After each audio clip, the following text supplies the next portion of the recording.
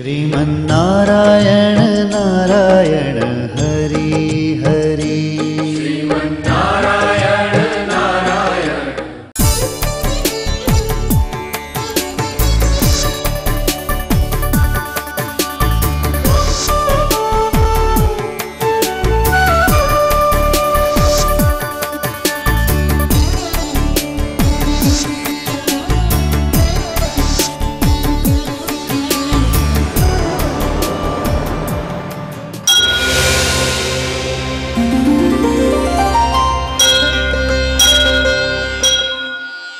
ఈ కార్యక్రమం సమర్పిస్తున్నవారు అవార్డు గ్రహీతల మొట్టమొదటి ఏకైక original Thanjavur art academy, Kalasri Thanjavur art academy, door number 1164, near Panjagutta colony signals, Srinagar colony X road నుండి 9వ బిల్డింగ్, ఇండియన్ ఓవర్సీస్ బ్యాంక్ ప్రక్కన, హైదరాబాద్ 73.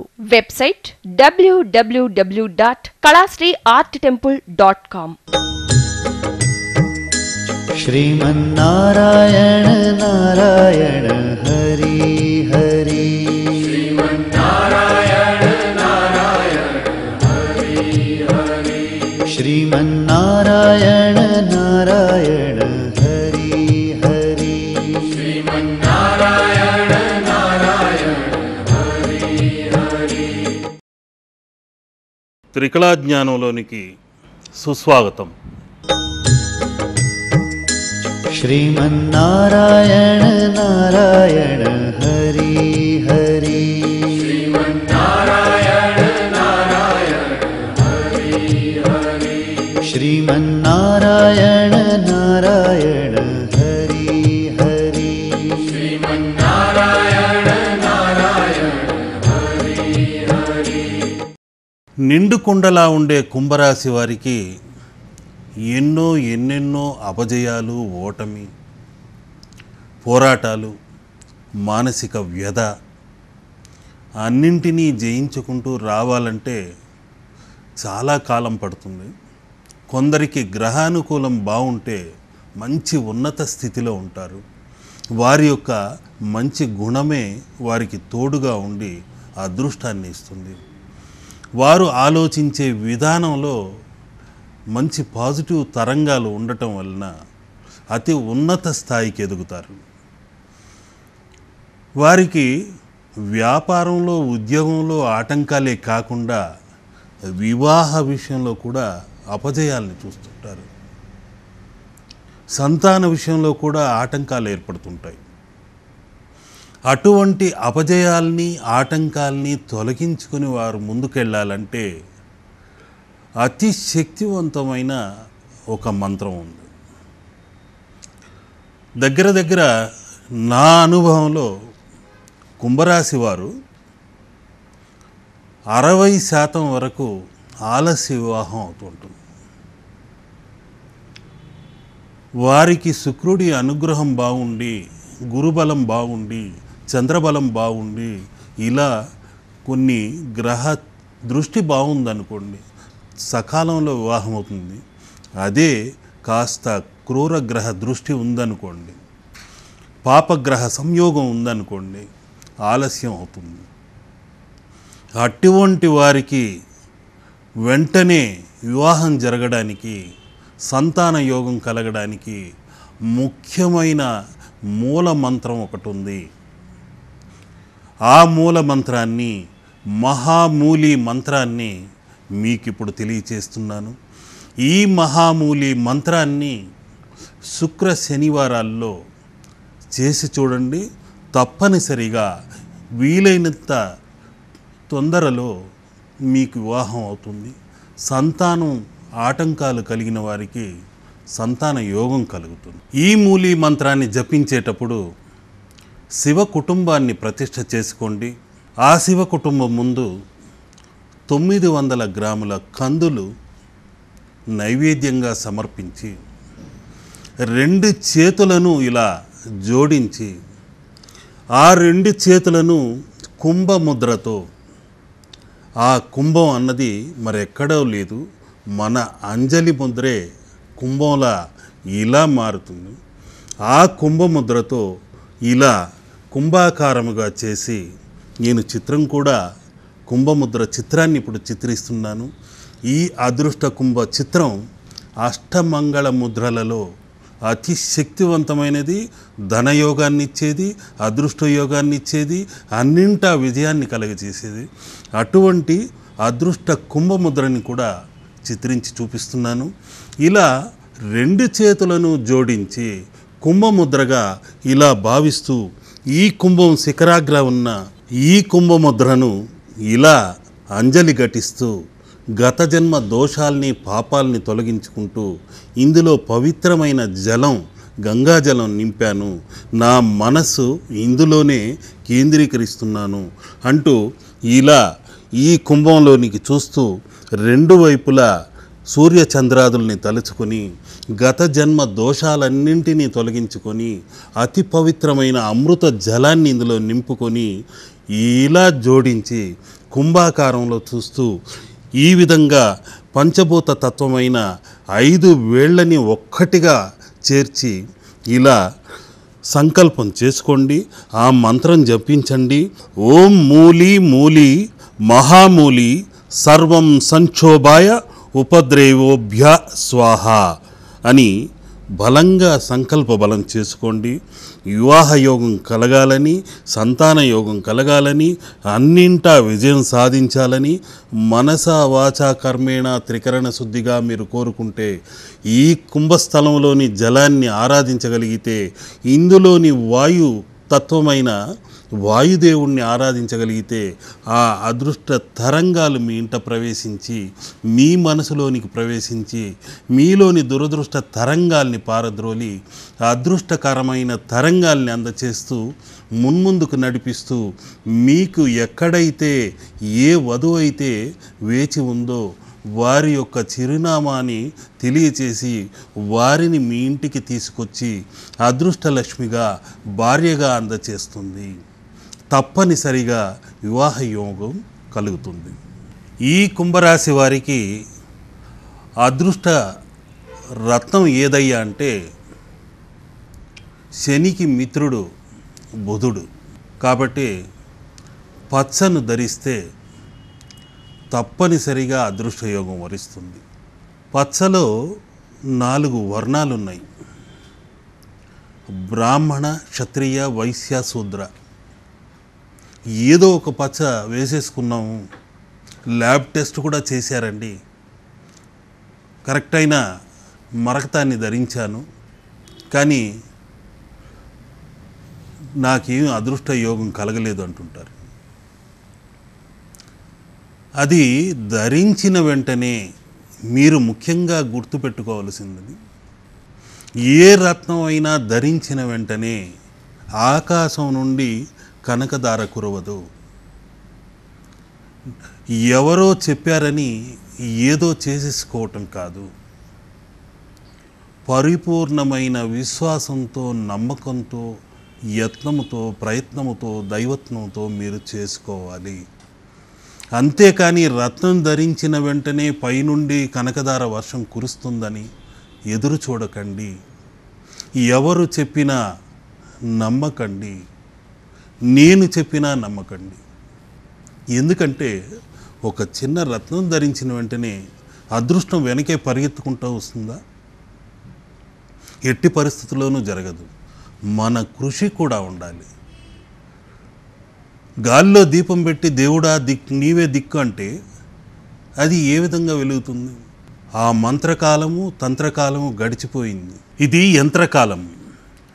కృషితో నాస్తి దుర్భిక్షం అన్నారు. కృషి ఉంటే మనుషులు మహా ఋషులు అవుతారు.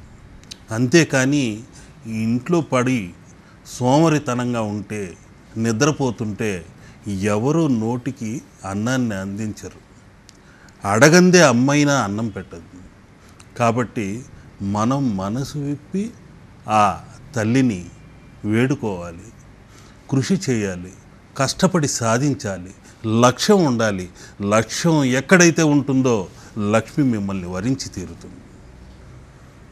ఇక పచ్చను ధరించే ముందు మీ యొక్క నక్షత్ర వర్ణం ఏమిటి, సంఖ్య యొక్క వర్ణం ఏమిటి అని ఆలోచించి బ్రాహ్మణ వర్ణంలో ఉందా లేకుంటే క్షత్రియ వర్ణంలో ఉందా, వైశ్య వర్ణంలో ఉందా, శూద్ర వర్ణంలో ఉందా అన్నది చూడాలి. అంటే మీరు మీ యొక్క కులం అన్నది కాదు ఇక్కడ, ఆ సంఖ్య యొక్క వర్ణం, ఆ రాశి యొక్క వర్ణం చూడాలి. అంతేకాని అయ్యా నేను సద్బ్రాహ్మణుడిని, నేను శూద్రవర్ణం వేసుకోవచ్చా లేదా అని అనుమానం అవసరం లేదు. ఇక్కడ మనుషులు కల్పించుకున్న కులమత భేదాలు లేవు.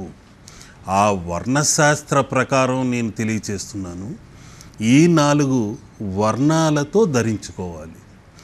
క్షత్రియ వర్ణము కలవారు అంటే 1వ సంఖ్య, 10వ సంఖ్య, 28వ సంఖ్య, 9వ సంఖ్య, 27 ఇలాంటి పురుషతత్వముతో ఉన్న క్షత్రియ తత్వముతో ఉన్న రాసుల వారు క్షత్రియ వర్ణం ఉన్న రత్నాన్ని ధరించాలి.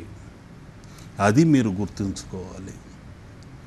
అదేవిధంగా 3వ తారీఖు, 12వ తారీఖు, 21వ తారీఖు ఇలాంటి గురుతత్వముతో ఉన్నవారు బ్రాహ్మణ తత్వముతో ఉన్న పుష్యరాగాన్ని ధరించవచ్చు.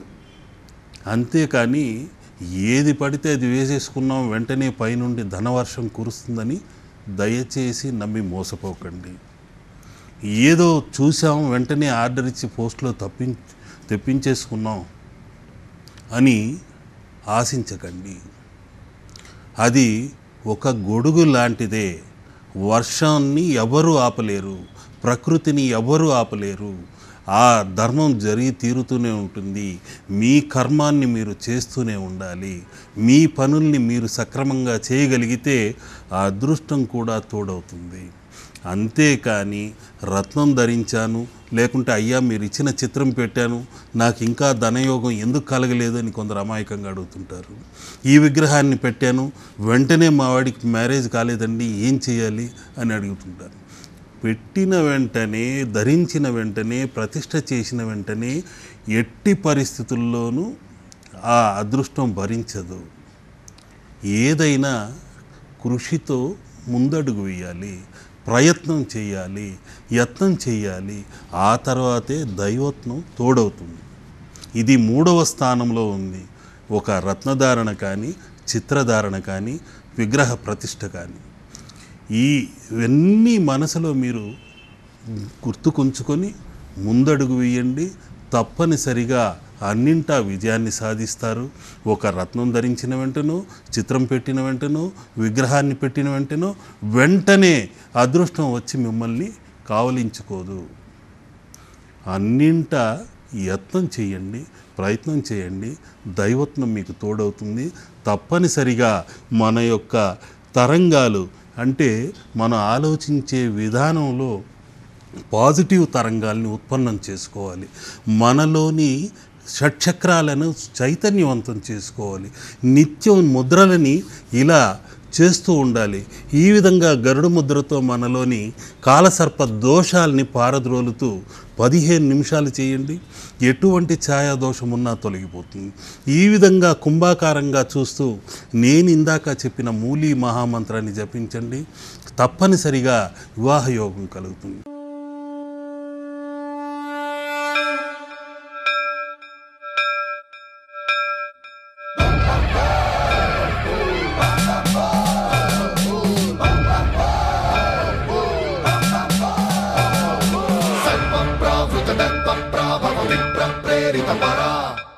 ఈ స్వర్ణ అంజలి అక్షయ కుంభముద్ర ఇలా కాంతివంతమైన దీపశిఖగా కూడా మనం దర్శనం చేసుకోవాలి.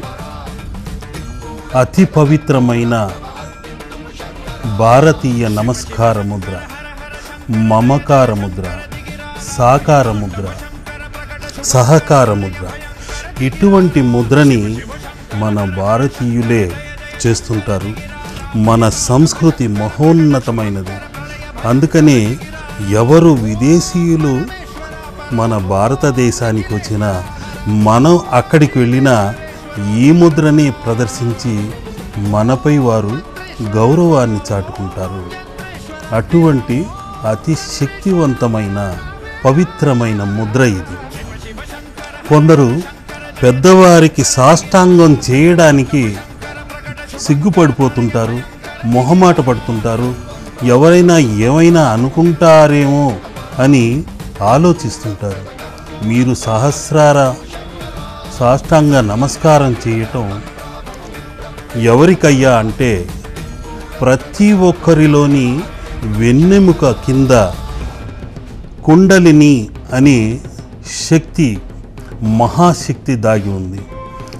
ఆ శక్తికి మీరు తలంచి సాష్టాంగ నమస్కారం చేస్తున్నారు అన్నది మీరు గుర్తుంచుకోవాలి.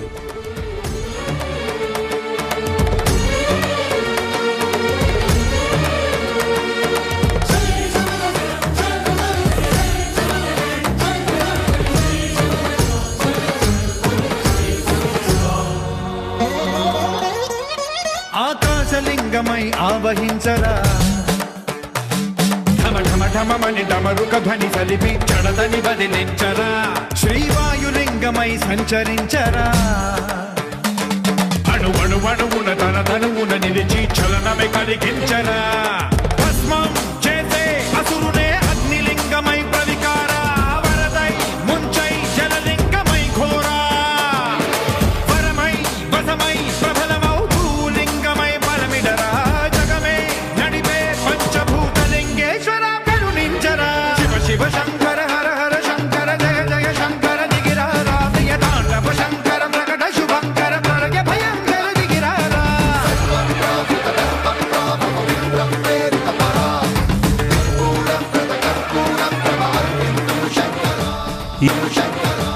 ఈ స్వర్ణ అంజలి అక్షయ కుంభముద్రలో అతి శక్తివంతమైన ఈ త్రికోణం పిరమిడ్ ఆకారంలో కొబ్బరికాయ పైన ప్రకృతి సహజంగా మనం ఉంచుతున్నాం. ఇందులోని గంగాజలము శివుడి యొక్క శిరస్సున ఉండి నిత్యం మనకు దాహార్తిని తీర్చేది. అంతేకాకుండా శివ గంగల తత్వమే కాకుండా విష్ణువు హరి సిరి ఇందులోనే దాగి ఉంది. హరి నారాయణుడు, దీనిపైన ఉన్న కొబ్బరికాయ పైన ఉన్న నార తత్వమే, పింకు తత్వమే నారాయణుడు. విష్ణు మాయ అన్నది అతి కఠినంగా ఉంటుంది. అటువంటి నారతత్వముతో ఉన్నది ఈ కొబ్బరికాయ.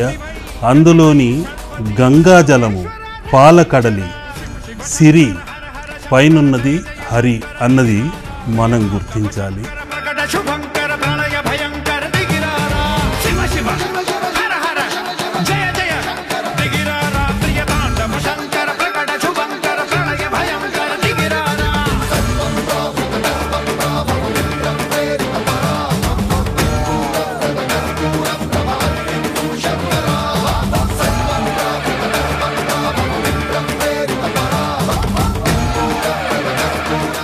మనం ఎక్కడున్నాము ఈ విశ్వంలో, మన భూమి ఎక్కడుంది అని అంతర్ముఖంగా మనలోని విశ్వంలోనికి వెళ్ళి చూడగలిగితే ఇక్కడున్న అతి చిన్న పరమాణువే మన యొక్క పాలవెల్లి. ఆ పాలవెల్లిలో ఇంకొక పరమాణువే భూమి, సూర్యుడు. అందరూ మన నక్షత్ర గ్రహాలన్నీ ఈ అతి సూక్ష్మమైన చుక్కలోనే ఉంది. పరమేశ్వర పర ఓం నిఖిలేశ్వర హర ఓం జీవేశ్వరేశ్వర కనరారా, ఓం మంత్రేశ్వర స్వర ఓం యంత్రేశ్వర స్థిర.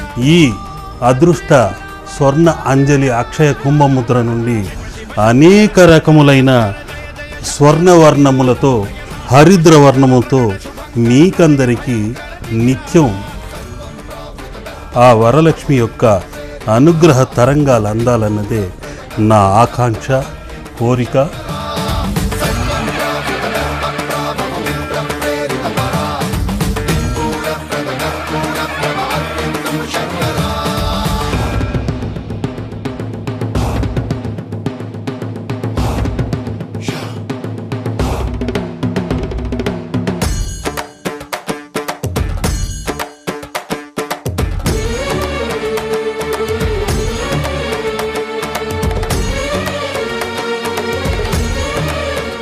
ఇప్పుడు నేను చిత్రించిన ముద్రల వల్ల కుంభరాశి వారికి మంచి అదృష్ట యోగం కలగాలని చిత్రించాను. మీ బాధలన్నీ తొలగిపోయి ఆత్మానందం కలిగితే దానికి మించిన ఆనందం మరొకటి ఉండదు. కొందరు రాలేని పరిస్థితిలో ఈ చిత్రాల్ని మీ సెల్ ఫోన్ల ద్వారానో కెమెరాల ద్వారానో తీసుకొని ప్రతిష్ఠ చేసుకోండి అని కూడా చెప్పాను. వసతి ఉన్నవారు ఇక్కడికి వచ్చి కళాశ్రీలో ఈ అదృష్ట కలశాన్ని ఇంట్లో ప్రతిష్ఠ చేసుకొని ఈ కలశం, ఈ పూర్ణ కలశాన్ని ఆరాధిస్తూ మూలీ మంత్రాన్ని జపిస్తే తప్పనిసరిగా వివాహ యోగం కలుగుతుంది, సంతాన యోగం కలుగుతుంది, మంచి అదృష్ట ఫలితాలను ఇస్తుంది. అదేవిధంగా ఈ అదృష్ట పూర్ణ కలశాన్ని మరొక రకంగా ఈ ఆనిక్స్ అనే ఒక ఉపరత్న శక్తి కల కలశాన్ని తయారు చేయడం జరిగింది. దానిలో పరిపూర్ణమైన ఎనర్జీ మెటీరియల్స్ ఉంచడం జరిగింది. ఈ విధంగా లక్ష్మీ సహోదర తత్వముతో ఉన్న శంఖాన్ని, నారీకేళాన్ని, ముఖ్యమైన పంచధాతువుల్ని, నవరత్నాల్ని, ఇందులో అతి ముఖ్యమైన ఎనర్జీ మెటీరియల్స్ అంటూ కొన్ని పదిలపరిచి ఇస్తున్నాను. ఈ కుంభరాశి వారికి ఇది శక్తివంతంగా పనిచేయాలనే నా పరిశోధనలో వెలికి తీసుకొచ్చి అందజేస్తున్నాను. ఈ కుండీని మీరు పూజ గదుల్లో పెట్టుకోవచ్చు. సొంత గృహం అయితే అక్కడున్న నైరుతి ప్రాంతంలో 9 అంగుళాల గొయ్యి తీసి అందులో కూడా పెట్టిన ఆవు పేడ వేసి పసుపు తడిపిన బట్టని కప్పి భూమిని నింపాలి. అక్కడున్న భూమిలోని దురదృష్ట తరంగాలన్నీ తొలగి గృహ దోషాలు ఏవైనా ఉంటే, గ్రహ దోషాలు ఏవైనా ఉంటే తప్పనిసరిగా తొలగిపోయి